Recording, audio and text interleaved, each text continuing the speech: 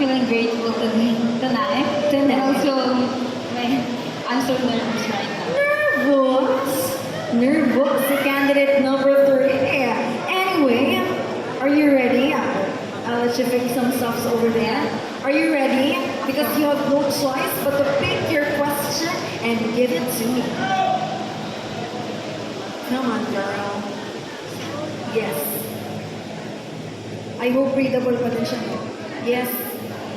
Readable pa din siya. Bear with me. Your question is, how can the Philippines enhance its disaster preparedness and respond to natural calamities? Again, how can the Philippines enhance its disaster preparedness and response to natural calamities? Take it away, number 3. Good evening, everyone. I believe that the government should involve in this issue because I do believe that if the government involved in this issue, we can enhance this disaster and we can uplift this disaster.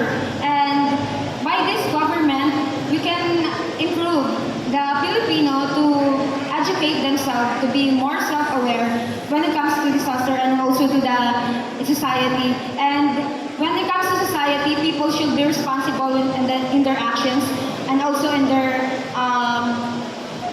on what they're doing, and also when it comes to the problem of the economy, the plastic.